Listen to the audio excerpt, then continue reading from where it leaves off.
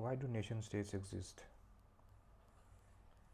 So this is the question that I'm trying to frame around. Okay. So as you all know that we humans, we do not like to stay isolated in general. Maybe it's evolutionary coded into us, or maybe not. But one way or another, humans stay in groups. And for most of human history, we lived in tribes that weren't very big, and most of the time we were nomadic. That is, we moved from one place to another and so on. We were not settled into a single place, humans. Hence, we were not called civilizations yet. We were still nomadics. And the first groups that in which humans lived, they were quite small in size, and which also helped them be nomadic, to move from one place to another. I'm not sure which is the cause and which is the effect. I mean, was it the fact that they were small to begin with, which made it easier to move around and be nomadic? Or was it the plan was always to be nomadic, and that's why they decided to keep themselves small? And if you just think too much about it, if you think a bit into it, I think the second one is the more natural answer, because the fact that we form into a group, humans form into a group, is to get resources and ensure that your chances of living are higher. And the fact that people are nomadic is because the resources were depleted. If you stay in a single place for a longer period, your resources probably got depleted, and there you have to move into some other place, and then some other place, and maybe in the meanwhile this place can regrow itself, replenish itself, and then you can move back here again. And that's why it was necessary for a community to be nomadic, because the natural resources of that area were not permanent. And because you have to be nomadic, you couldn't be a big society, a big tribe. Hence, it was a necessity that you had to be small. But this is why I think this was true. But once people decided that, okay, we know how to farm and everything, then there was no longer a need to be nomadic. You could be a civilization. I mean, you could stay in one place. So since you could stay in one place, you could afford to have more people, and that's probably why the size increased. Once there was no longer the need to move from one place to another after a specific period of time, you could permanently settle in one place, so you could afford to have more people. But again, coming to the emergence of the nation state. Now there is a concept by Robert Dunbar, if I'm not wrong, that's his name. He introduced this number called the Dunbar's number. So what this number tries to tell is that there is a maximum amount of number of people in a society that you can personally know, and if you expand beyond this, you can't personally know those people. So that is what it says. It says that, and that number is 150. So it says that this number represents the maximum number of stable social relationships a person can maintain and it is based on the size of the neocortex. I mean that your mind inside your brain. So beyond this number, individuals struggle to keep track of who people are and how they relate to each other. So yeah, so that is why this principle also explains why throughout history the villages were why were they small. Most of the villages or communities throughout history were about about like 150, 250, maybe up to 500. It didn't have people with thousands, hundreds of thousands of people.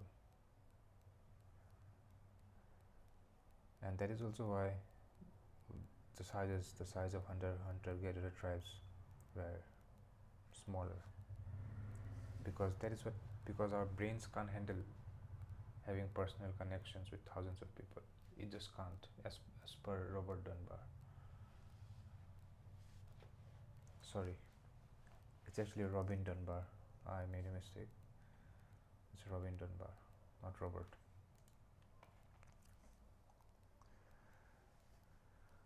Now, one of the things about tribe is that you also tend to protect the people within your tribe, like they are members within your tribe, and you have a tendency to protect them, and with the hope that if you yourself fall into trouble in some period in the future, you expect the other person of your tribe to help you too. So it's more of like you help me, I help you, or maybe whatever, if you might genuinely like those people. And this emotion to help someone else in your tribe is very natural, because you do personally know those people. You were born and you grew around these people, you know them personally, so you have a tendency, you have that emotional connection with those people, so you might want to help them.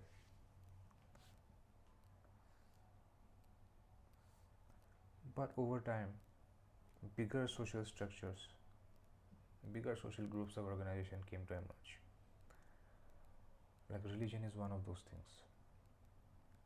The nation state, the empire, are all those things which are very, very big. And it's so big that if you are part of a religion, if you're part of an empire, if you're part of a nation, you will never meet all the members of that group. Yet, in some way, you still feel connected to the people of those group. But unlike a tribe, so here we have this tribe, then we also have those bigger social structures like nations. Nations came later on, so maybe I'll mention it later. We have empires, nations. Okay.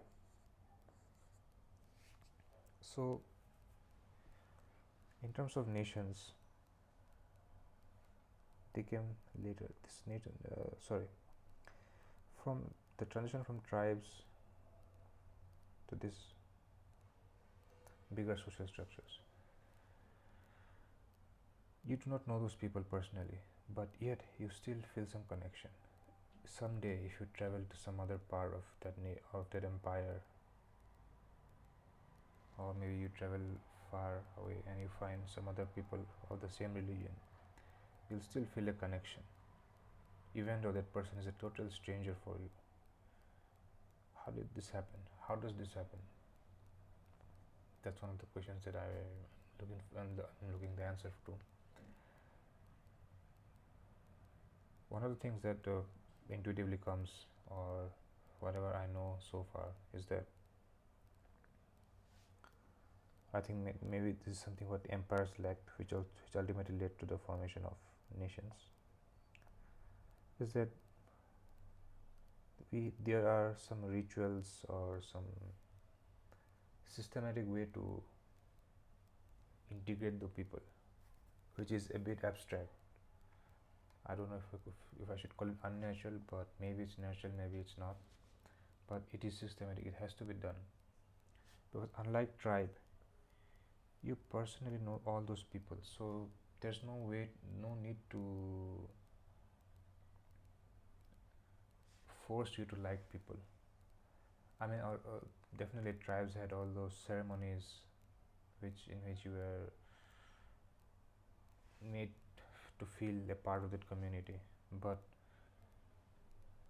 even so, you personally knew those people within your tribe. But in a religion, an empire, or a nation, you do not know them personally. So we have systems like rituals, and schools definitely play. This is what I want to talk about. The schools play an important role in this thing, because it is in school that you learn about the history of your country, of religion, and you also learn about the national anthem. You are taught to sing it every morning.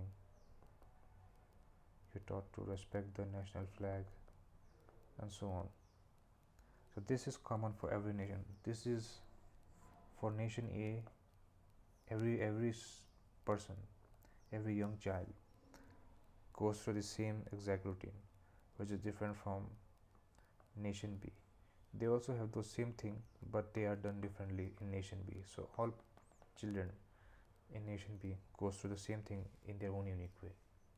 And so when two persons who are maybe geographically very much far away, and these children are now adults then, and they grow up and they meet each other, A1 and A2, they will feel this connection because they went through the same process in their childhood. So they know the same thing about this nation, this abstract entity, or their religion. Similarly, for two people within the nation B, two person B1 and B2, they will feel this connection.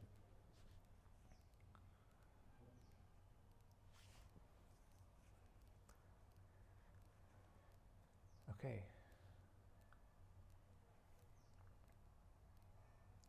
So the question that I'm trying to answer more is that, or question that I'm trying to frame and then try to research and finally answer, and once I found a reasonable amount of hypothesis, I will then present another video which will be more structured and more refined, where I'll present my findings. This video is more of a stating the problem statement, and this is a very raw and unfiltered video and very unstructured video.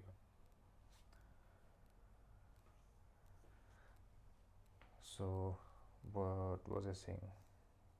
Okay, so far we have talked about the structure of the nation, but why did this transition need to happen from this to this?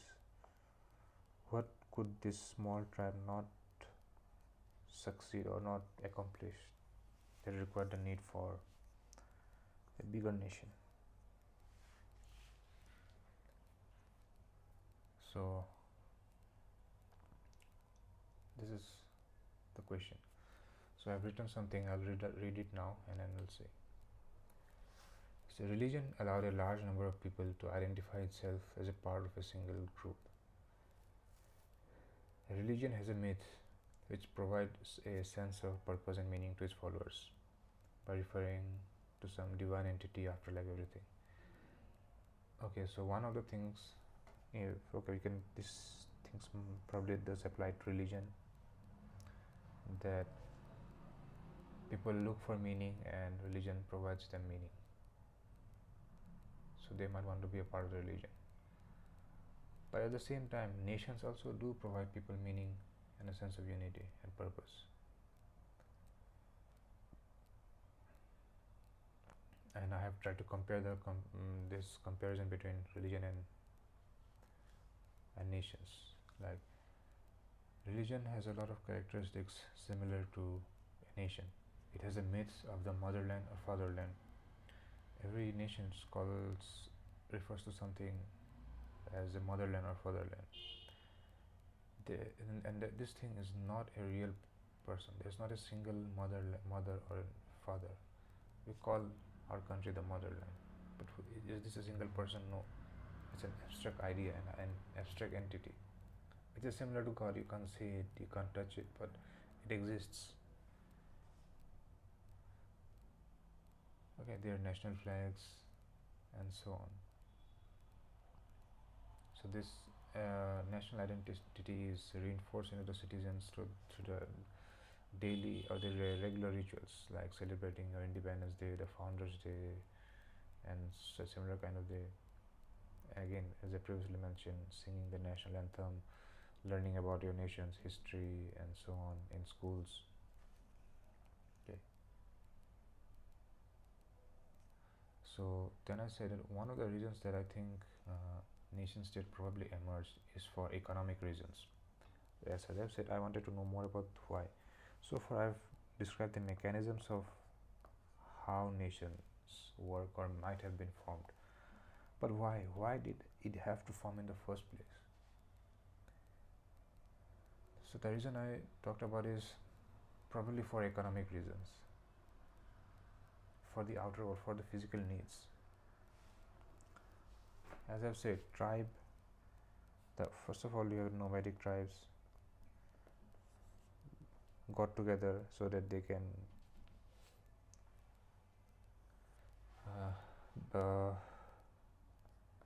look for resources to survive together.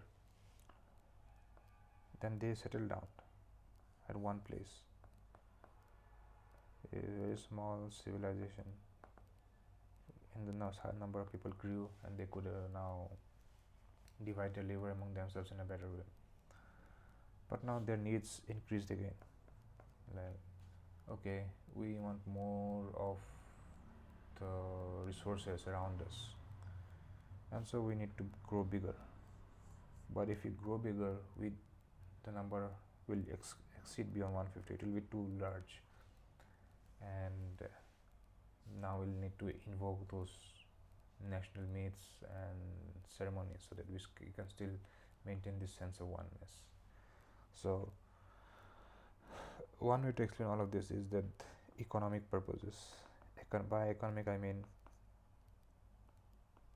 the need for material good or physical goods. In the same way, I think we could talk about religion is to satisfy the need for satisfy our inner needs, the need for meaning and purpose, and so on. In the same way, nation states will provide the physical needs of food, shelter, and all the material needs and luxuries of life.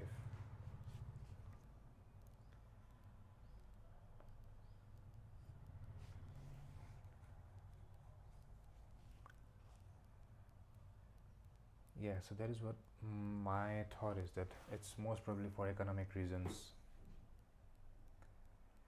And now if you think about what would come after a nation state, I think it's probably corporations. And there is this kind of prediction that I have been holding in my mind, is that corporations might potentially replace nations in the future. I think this idea first came to me, or maybe it got amplified after watching the series Alien Earth. I think it's set about 100 years from in the future, about 100 years from now, from 2026, as of this is the current date, currently as of recording of this video. And it's then this Alien Earth is set about, I don't know, maybe 80 to 100 years into the future.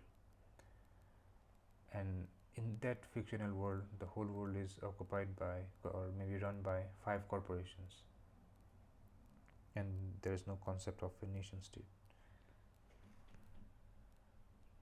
And who knows? I think it might possibly be. It could actually might happen in the real world too, because as you can see, as you can notice, in the last 30 to 40 years, how powerful and how big corporations have become. Their valuations, for example, the GDP of India is, I don't know, it's definitely less than 5 trillion, but then there are companies in US that are worth 4.5 trillion, Nvidia is worth 4.5 trillion, Google is worth 4 trillion. So their valuations is almost equivalent of the GDP of the most populous country. So who knows what could happen 100 years from now. So my hypothesis is that it's mostly for economic purposes. But then I was also suggested to read from people like Benedict Anderson, and I am in the process of studying them. And I was also told to look up the Treaty of Westphalia, if my spelling is correct. I know my handwriting is really worse as I'm writing here. It's actually not this bad, but since I'm trying to write it very fast, you know what, let me just check the spelling before I make a mistake. Usually I'm good at spelling, but Westphalia.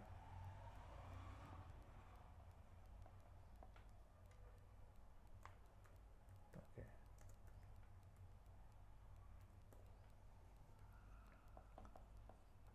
So these are the ideas that I need to explore further to answer those things. Right now I'm in the process of researching this. Once I gather enough information and enough perspectives, I'll create a more structured video where I'll provide my thoughts and analysis there. So that's it for this one.